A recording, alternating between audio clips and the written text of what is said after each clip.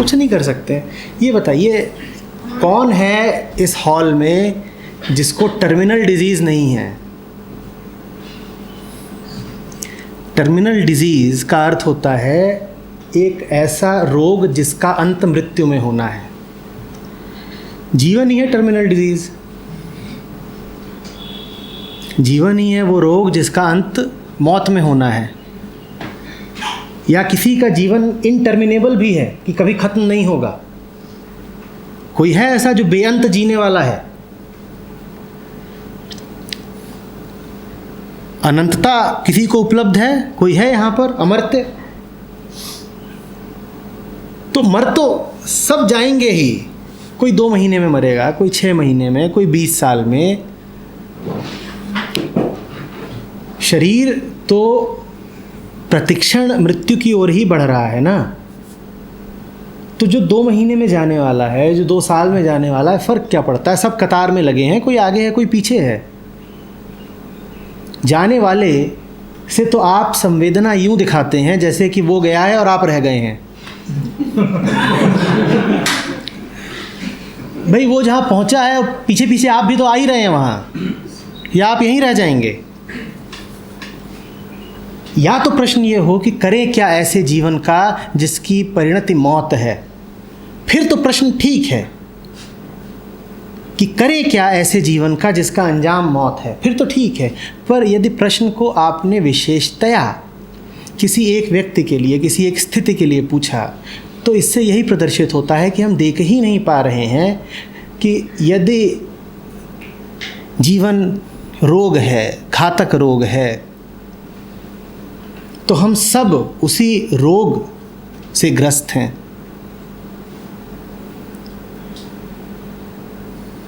एक ही है, सब कुछ एक है। बहुत लंबा समय होता है 2 महीने किसी को दिए गए, यदि 2 महीने जीने के लिए। मैं जान भी नहीं पा रहा हूँ कि विचार भी क्यों करेगा वो कि 2 महीने हैं। खाओ पियो सो, क्या करना है। 2 महीने तो बहुत होते हैं।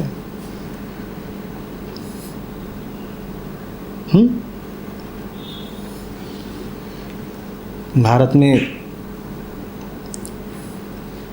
जब स्वतंत्रता संग्राम की लगी हुई थी आग, उन दिनों की बात है। युवा क्रांतिकारी था एक, उसको फांसी दी जाने वाली थी। वो सो रहा है, उसको उठाने जा रहे हैं, उठ नहीं रहा, कह रहा अभी थोड़ा और।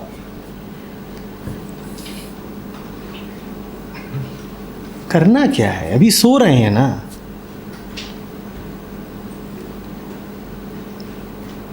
भगत सिंह, राजगुरु जा रहे हैं फंदे की ओर और गा रहे हैं। अभी तो गा रहे हैं ना, अभी गा रहे हैं ना। परेशान मत करो ये सब याद दिला के कि 2 महीने बाद क्या होगा। 2 महीने बाद तुम्हारा क्या होगा तुम्हें कुछ पता है? तुम्हें पक्का है कि पहले हम ही जाएंगे?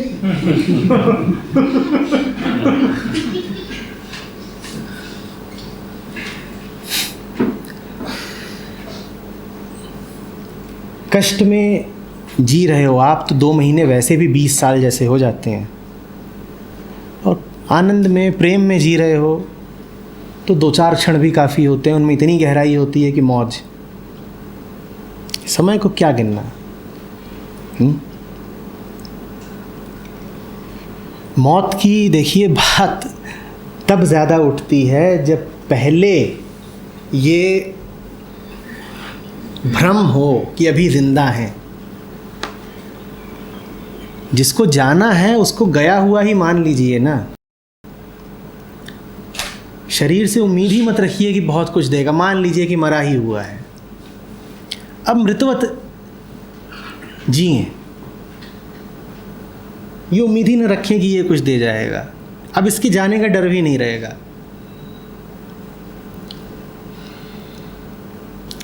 मर के जीने में बड़ा मज़ा आता है। मानसिक रूप से जीने की उम्मीद जवानी में ही छोड़ देनी चाहिए। मैं ये नहीं कह रहा हूँ कि उम्र हो जाए तब ये मानना शुरू कर दो कि अब मर सकते हैं। बहुत छोटी उम्र में, 20 की उम्र में, 30 की उम्र में ये मान ही लेना चाहिए कि ठीक, कुछ अब चाहिए नहीं ज़िंदगी से, पूरा है सब कुछ। मरने का मतलब यही हुआ ना, कहानी पूरी हुई। तुम 20 की उम्र में ही मान लो कि मेरी कहानी पूरी हो गई, अब और कुछ चाहिए नहीं है,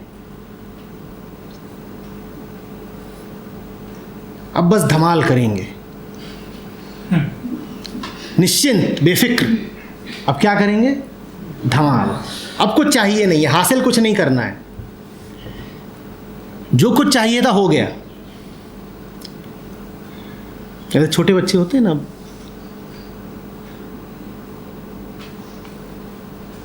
साल पूरा हो गया, क्लास पूरी हो गई, छुट्टियां शुरू हो गई हैं, अब कुछ करने को नहीं है, अब मौज है। वो स्थिति बहुत जल्दी आ जानी चाहिए। तो मेरा एक दोस्त भी कहता है मौज लो रोज लो, नहीं मिले तो खुश हो। अब ये अगर मजबूरी बन गई तो मौज कहाँ है?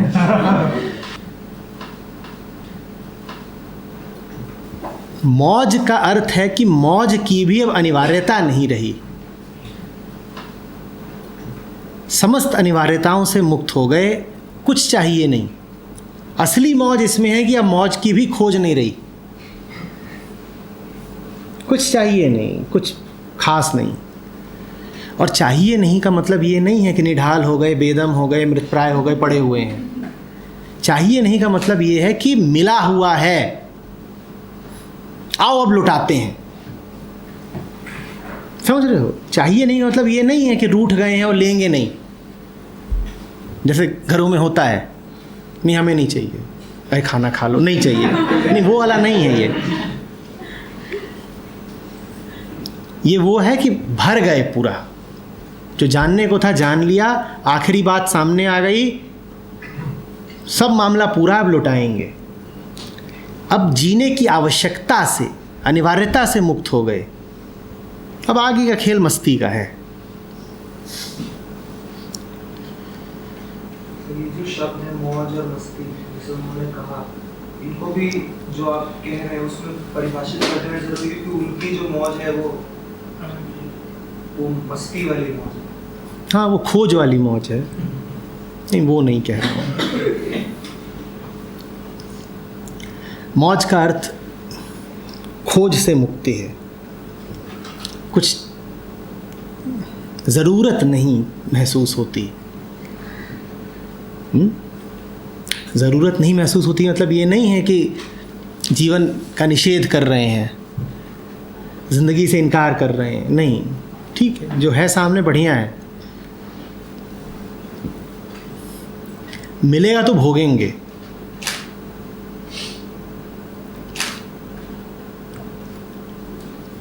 कोई दिक्कत नहीं है, पर नहीं मिलेगा तो ऐसा नहीं है कि माथा पीट लेंगे। जैसे उस मॉन्क के साथ और माथा पीट भी लिया तो भी क्या हो गया, ठीक है।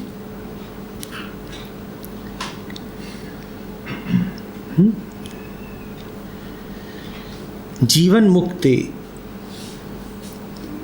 भारत में एक बड़ा कीमती शब्द रहा है, जीवन मुक्ति। उसका अर्थ ही यही है कि जिंदा तो हैं पर जिंदगी से मुक्त हैं, जिसे आम तौर पर जिंदगी माना जाता है, उससे मुक्त हैं, जिंदा हैं,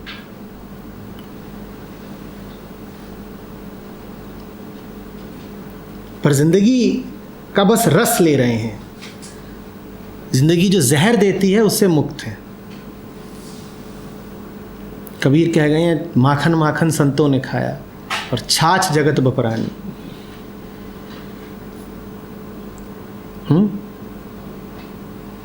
कि खा तो रहे हैं बस ऊपर ऊपर का, लेकिन मक्खन ले रहे हैं बाकी दुनिया के लिए, तुम जाओ ऐश करो, तुम लो, छाछ तुम्हारे लिए, हम मक्खन खाते हैं।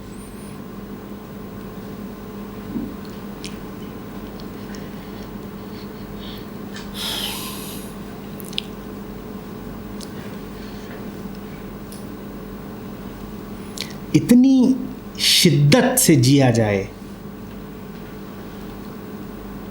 कि जीने की फिर कोई तमन्ना बाकी न रह जाए। ये जीने के लिए जो हमारी लार टपकती है ना, कि मौत सामने खड़ी है और भाग रहे हैं, और पीछे से मौत पकड़ रही है और फिर भाग रहे हैं, गिरते पड़ते भाग रहे हैं, ये इसीलिए क्योंकि हम जिए नहीं होते हैं।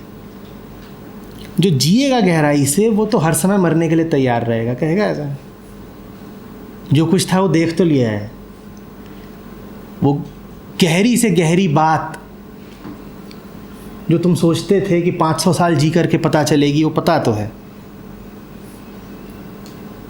कौन सा सागर है जिसकी हमने गहराई नहीं नाप ली? कौन सा राज है जो हमसे छुपा है? कौन सा अनुभव हमें क्या दे जाएगा? हम डरे ही नहीं किसी अनुभव से, हर अनुभव में पूरा तो बैठ गए।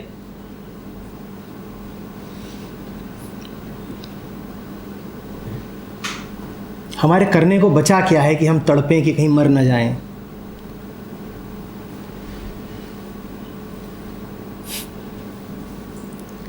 मर जाए तो मर जाए, उसका भी अनुभव ले लेंगे।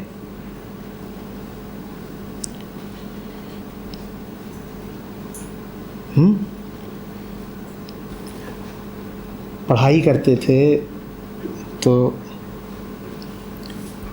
संयोगवश ठीक ठाक थे थोड़ा। अब ख़ास तौर पे गणित का, साइंस का पेपर हो, उसमें वक्त दिया जाता था, कभी 2 घंटे, कभी 2.5 घंटे। वो ख़त्म हो जाए 1 घंटा पहले।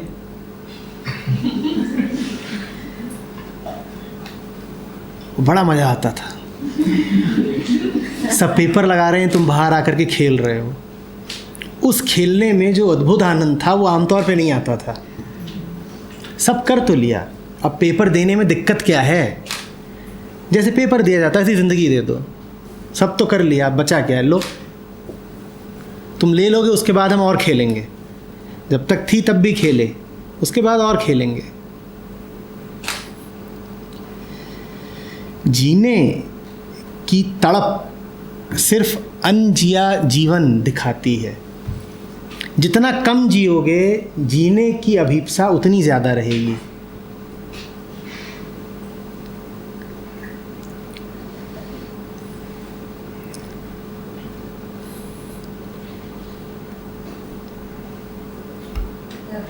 दूसरी तरफ भी हो सकता है ना, जिसमें बहुत ज़्यादा जीने की इच्छा, मौज करने की इच्छा नज़र आ रही है, तो वो भी तो ऐसा है ना। वो जी नहीं चाहता, वो भोग रहा है। भोगना अलग है, मैं भोगने की बात नहीं कर रहा हूँ।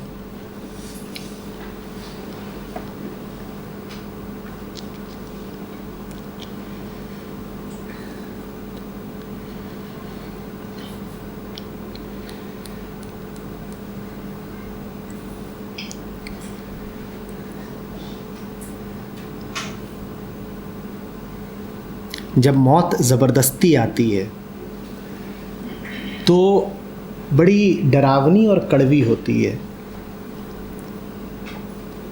पर जब एक जवान आदमी अपनी मर्ज़ी से सहर्ष खड़ा होता है कि दिया, तब मौत से मीठा कुछ नहीं होता। और याद रखिएगा, मौत शारीरिक बाद में है, पहले वो हमारे मन की एक चीज़ है। मैं उस मन की बात कर रहा हूँ। आपकी उम्र हो सकता है 25 की ही हो, पर आप मौत की अगर सोचे ही जा रहे हैं तो आप बुढ़ा गए हैं। मैं मन की बात कर रहा हूँ, जिस मन ने मृत्यु का वर्ण कर लिया। ठीक, मृत्यु का मतलब समझते हो क्या होता है? पूर्ण विराम।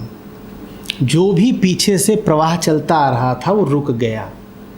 मैंने उसको रोक दिया है, जला दिया है, ख़त्म कर दिया है, उसे पूर्णता दे दी है। जो कुछ भी अनसुलझा था उसे सुलझा दिया है। जो भी अधूरा था वो पूरा हुआ। अब कुछ करने को नहीं बचा। हाँ, कर फिर भी लेंगे, अभी जिंदा है शरीर, अपना खेल खेल रहा है, खेलने दो। जिंदा है तो संयोगवश घटनाएं सामने आती ही रहेंगी। जब वो आएंगी तो हमारी ओर से उन्हें कुछ उत्तर भी मिल जाएगा, वो दे देंगे।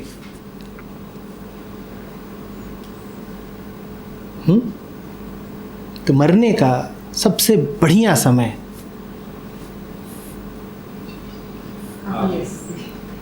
जितनी जल्दी हो सके।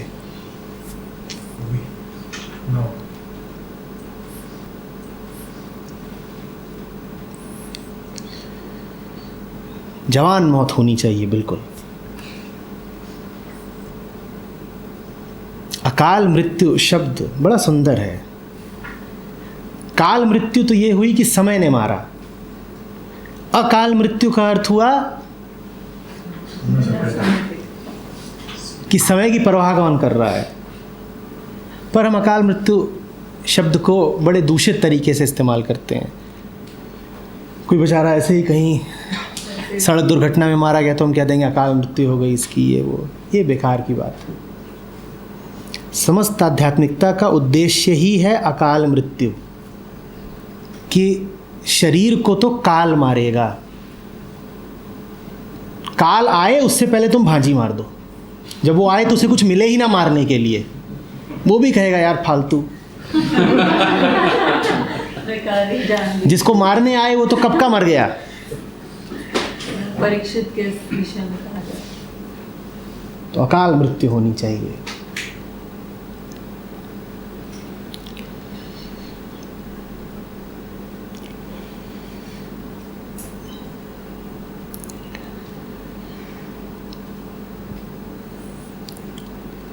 देखिए, सुरक्षा के चक्कर में मत पड़े रहिए। जीवन ही असुरक्षित है। हम सब शरीर की कतार में लगे हुए हैं ना। प्रतिपल मरने के करीब जा रहे हो। सुरक्षा की क्या बात कर रहे हैं हम? क्या बचाओगे? कब तक बचाओगे? बहुत थे जिन्होंने बचाया। बचाने वो कहाँ हैं सारे? तो क्या बचाने की होड़ में लगे हुए हो?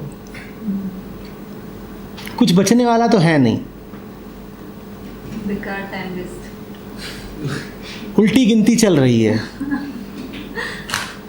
तो ये बचाना और सुरक्षा का इंतज़ाम करना और आयोजन करना, ये सब खत्म करो। 4 दिन की चांदनी पर ख़त्म करो। 4 दिन की चांदनी में कुछ ऐसा मत कर जाना कि फिर 4 हफ्ते परेशान हो।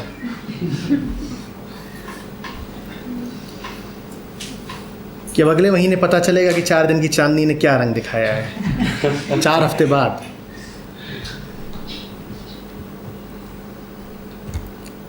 जो निपटाना है निपटाओ। आवश्यक है निपटाना, पूर्णता, विराम। निपटा दो, खुला मत रखो, कल के लिए मत रखो।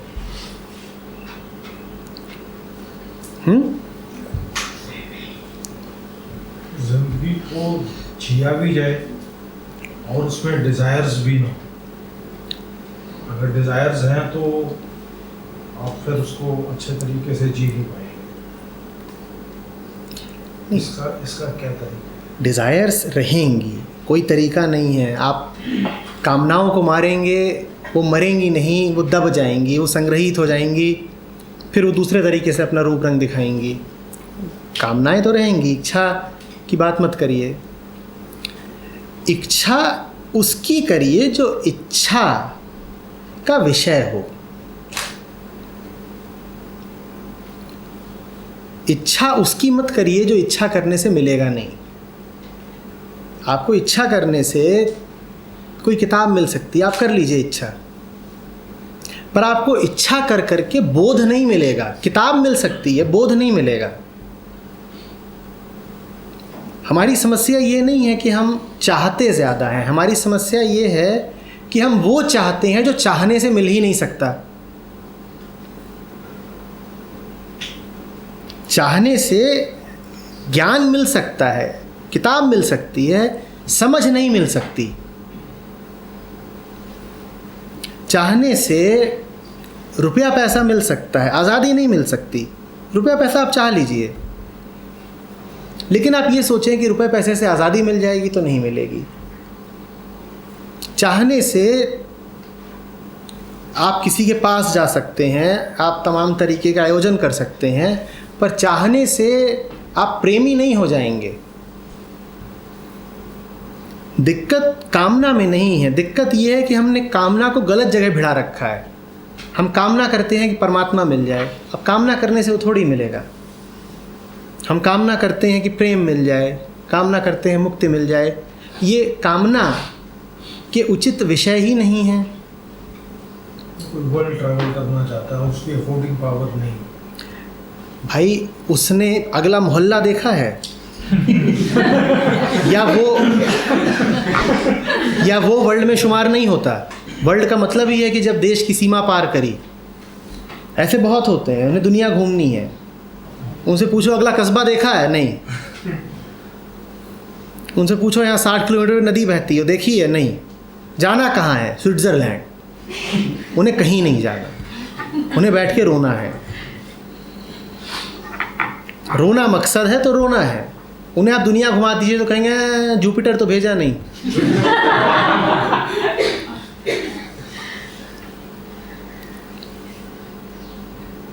घूमने के लिए इतना बड़ा देश है, कम पड़ रहा है।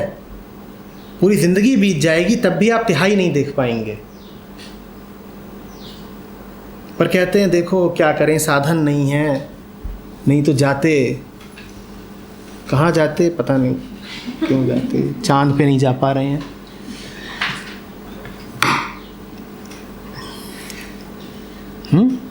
खुद से रोने के बहाने।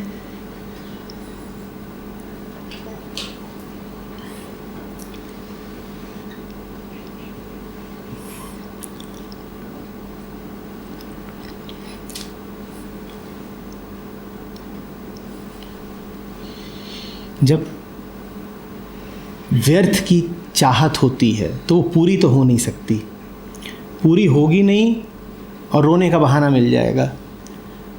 हम फिजूल चीज़ें चाहते ही इसीलिए हैं ताकि मिले ना और फिर रो सकें। रोने से बड़े अधिकार मिल जाते हैं ना। मेरे साथ कुछ गलत हुआ है, मेरे साथ गलत हुआ है तो मैं तेरा गलत करूँगा।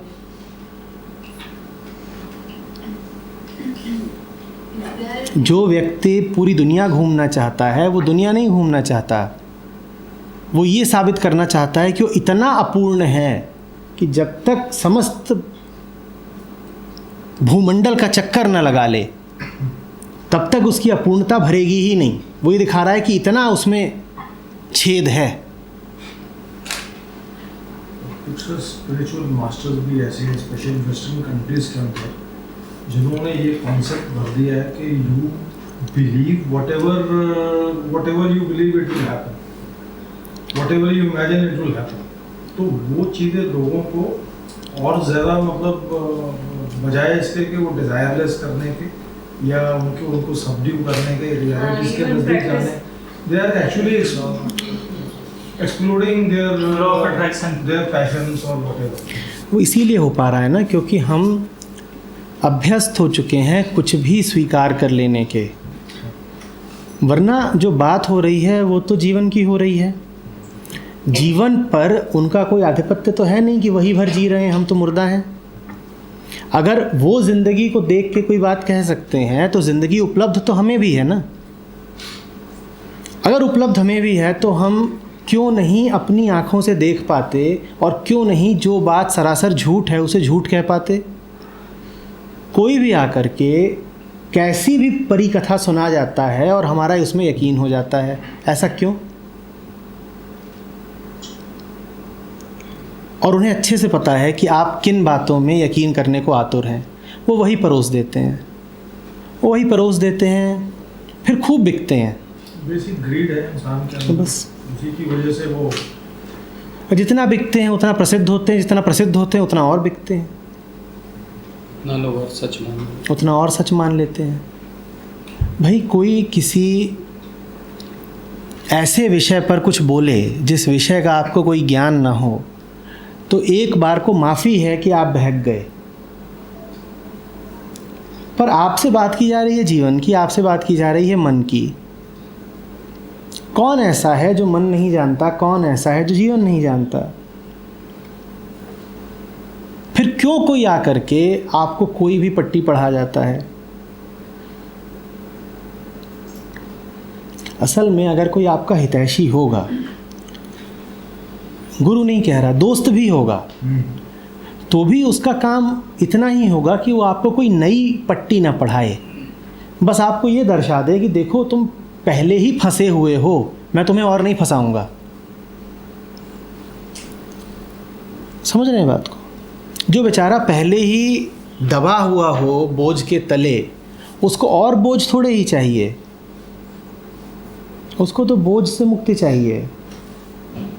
आप जो किताबें पढ़ रहे हैं ये तो देख लीजिए ना कि कहीं वो बोझ में और इजाफा तो नहीं कर रही।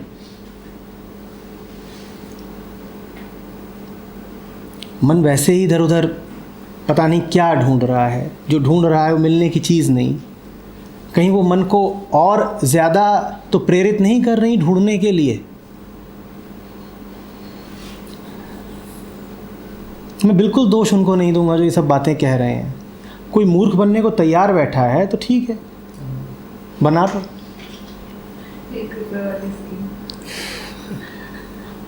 उन्होंने छापी तो छापी, आपने खरीदी क्यों? और यदि आप खरीदने को प्रस्तुत ना होते तो वो छापते क्या? आज आप इनकार कर दें, जो बेवकूफ़ियाँ आती हैं मीडिया में, शिक्षा में, धर्म में आपके सामने, आप इनकार कर दें उनको मानने से, तो ये जितने धर्म गुरु, पंडित, मुल्ला, मौलवी घूम रहे हैं और शिक्षक घूम रहे हैं और मीडिया मैनेजर घूम रहे हैं, इनकी नौकरियां बचेंगी? वो तो हमारी मूर्खता पे ज़िंदा हैं। वो तो धन्यवाद देते होंगे माया का कि अच्छा है, बढ़िया, लोगों को बेवकूफ़ ही रखना। लोगों ने मानना बंद कर दिया तो हमारे धंधे का क्या होगा? और ऐसी ऐसी बातें मनवाई जा रही हैं जो आप ज़रा सा आँख खोल के देखें तो आप कहेंगी क्या कहा जा रहा है मुझसे, और कहा जा रहा है मान लो, और मैं माने भी जा रहा हूँ। ये कोई मानने की बात है? एग्जांपल्स भी दे देंगे कि इतने लोगों के साथ ये हो चुका है ऑलरेडी। जिनके साथ हुआ सो हुआ। मैं फिर पूछ रहा हूँ, हम नहीं जिंदा हैं क्या? हमारे पास ज़िंदगी नहीं है, हमारे पास आँख नहीं है, हम नहीं देख पाएंगे। आपके हितैषी का काम बस इतना है कि वो आपसे कहे कि मत पूछो कि दुनिया क्या है और सत्य कैसा है। तुम्हारे पास तुम्हारी अपनी आँखें हैं, देखो, और ये यकीन रखो कि तुम जो भी देख रहे हो वो देखने का हक है तुम्हारा। कुछ ऐसा नहीं है जो तुम्हारे लिए वर्जित है, तुम्हें नहीं दिखेगा और कोई विशेष ग्रंथ या विशेष गुरु आके तुम्हें दिखा देगा। जैसे वो देख रहा है वैसे तुम भी देख सकते हो ना, बल्कि तुम्हारा जीवन है तो उससे बेहतर देख सकते हो।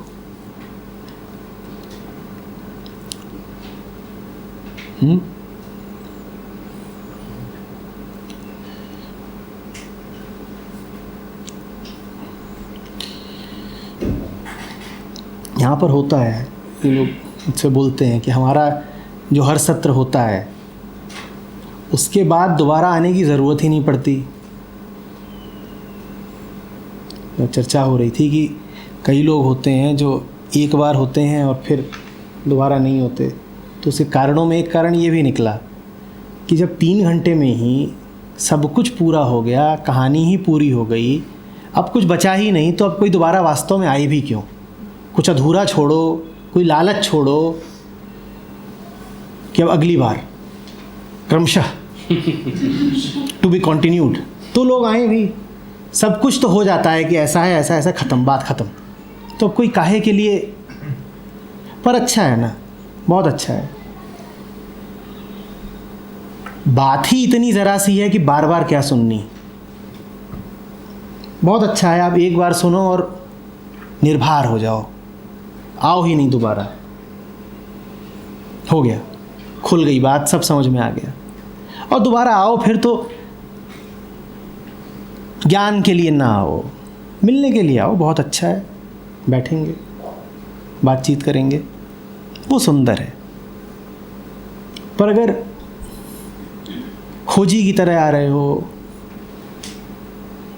बीमार की तरह आ रहे हो, तो एक ही बार आओ, एक बार आओ, उसमें बात ख़त्म। अगली बार आपकी मर्ज़ी हो तो आए, ना मर्ज़ी हो तो ना आए, और आए तो फिर मौज में आए, दोबारा वही पूछने ना आए जो पिछली बार पूछा था।